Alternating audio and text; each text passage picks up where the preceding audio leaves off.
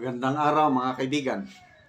Pag-usapan natin ngayon ang Quadcom, lalo na yung pahayag ni Congressman Acop na si Pangulong Duterte ang sentro ng Grand Criminal Enterprise. Siya daw ang utak ng mga krimen at mga illegal na activities tungkol sa pinagbabawal na gamot ng presidency niya. Ito, merong isang judge, abogadong general, Judge Advocate General Service, na matapang na kinontra ang mga pahayag ni Congressman Acop. Mayroon akong isang kaibigang retired general na nagpadala sa akin itong post ng retired Judge Advocate General. Ito, basahin ko ha. Ito, sabi ng kaibigan kong retired general. Hi Johnny, i-share ko sa iyo Brigadier General Virgilio Garcia, Judge Advocate General Service, AFP retired. Yung Facebook post niya na isinare niya sa Association of General and Flag Officers. So, itong post na ito, itong komento na ito, opinion ng isang abogadong general, ay nababasa, pinag-uusapan na ng mga members ng Association of General and Flag Officers. Marami po ang miyembro nito, more or less, baka abot ng 1,000 sa buong Pilipinas. Mga retired generals.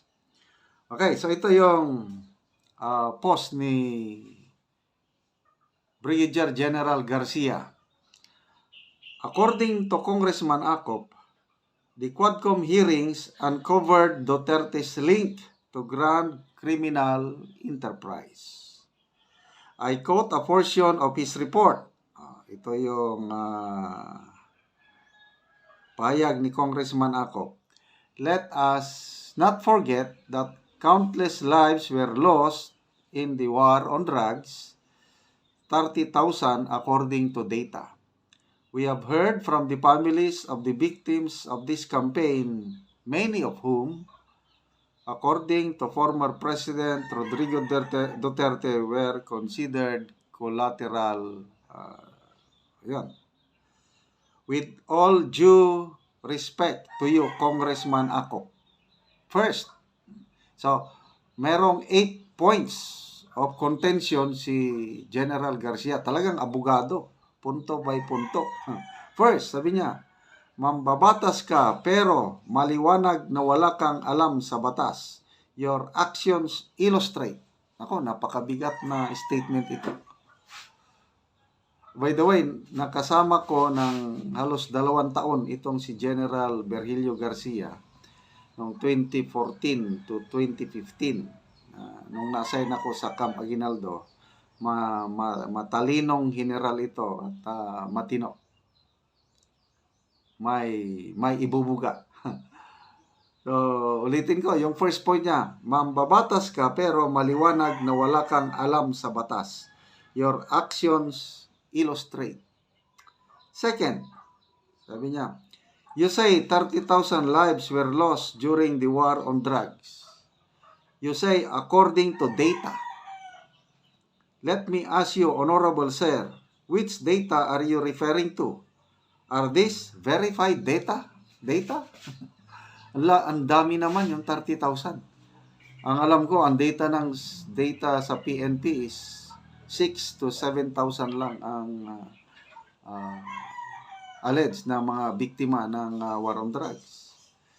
Third, sabi ng abogadong general, if they are, then why don't you take the cudgels and initiate criminal complaints against former President Duterte?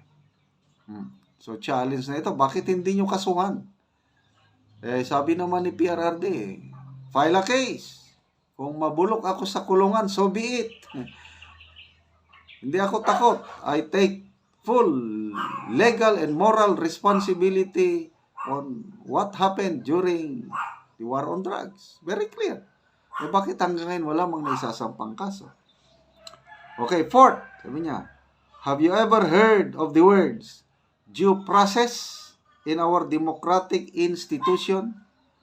President Duterte is entitled to due process too. You know, yun, the right to be heard and the right to present evidence in his behalf, sir. Kaya Honorable Congressman Acop, sir, kung may ebidensya ka tulad ng inilalathala mo, idemanda mo siya, Honorable Sir, para makulong si President Digong. Mapansin niya, very respectful pa ito nga, ulit-ulit yung Honorable Sir. Kasi mas senior si Congressman Acop, class 70 ata sa PMA. Kaya lang, malalaman itong sinasabi ni General Garcia. So, dapat kasuhan. Fifth, your hearings in the Quadcom were clearly a fishing expedition. Kasi, you claim you uncovered evidence against President Duterte in the course of your hearings. Let us see if the evidence that you claim you discovered can stand in court. Yung sinasabi ni Congressman Acop na mga testigo nila, I don't know kung anong credibility nila sa harapan ng isang judge. Kasi yung mga testigo nila, dalawang convicted mga dating opisyal ng gobyerno, Jimmy Guban, intelligence officer ng customs na nasibak at ngayon nasintensya nakakulong sa smuggling ng ipinagbabawal na gamot. Yung Mark Taguba, ganun din. Fixer sa customs, bago lang nasintensya, nakakulong din ngayon. Yung Colonel Asierto na police colonel na nag-akusa kay PRRD, maraming kaso, may warrant of arrest at nagtatago. Sino pa? Ex-Senator De Lima, Kerwin Espinosa. Ang dami nilang testigo na akala nila malalakas na testigo. But ito nga yung challenge ni trial lawyer ito, si General Garcia. Experienced trial lawyer. Let me see if your evidences will stand in court. He is speaking from experience dahil trial lawyer ito. Okay, puro kayo publicity, sabi niya. It's time for action, Honorable Sir. 6, you claim you have heard from families of victims. Yung mga biktima ko ng extrajudicial killings, alleged. But sabi ni General Garcia, have you heard also from the victims, from the families of victims ng mga kriminal? So, sabi niya, one-sided kayo. My question to you, Honorable Sir, is this. Hindi ka ba one-sided? Wala akong matandaanan na in-invite nilang resource person na yung pamilya man lang ng mga biktima ng mga masasamang loob. And then, 7th, you say 30,000 were lost during the war on drugs. Did you also take count of how many innocent lives were taken by the criminals? How many, sir? Do you have a figure? Do you at least have the idea how many, sir? Ay talagang maraming biktima ng mga masasamang elemento. Na panahon ng war on drugs, maraming nagpasalamat kay PRRD dahil tumahimik ang lugar. Ngayon, bumalik na. 8, it might not have occurred to you, sir, na matutuwa ang mga masasamang elemento sa iyo niyan, sir. Gets mo, sir? Gets mo? Medyo ano na yun.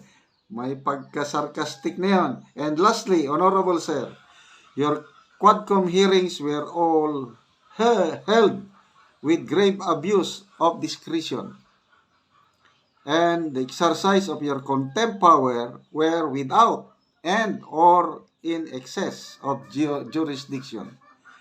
Tama po yun, Police Major, na dinala kayo sa Korte Suprema to question your whims and caprice. Meron pa kayong ganang magalit sa kanya for exercising his rights. Ito si Police Major Laraga. Dumulog siya sa Supreme Court. Nagreklamo. Kasi sinight in contempt siya. Tapos pinagalitan siya ng mga ano. Anyway, salamat General Garcia, sir, sa pagpapayag yun ng inyong opinion. Sana makaabot o mabasa, marinig ni General Congressman Attorney Acop ang inyong opinion.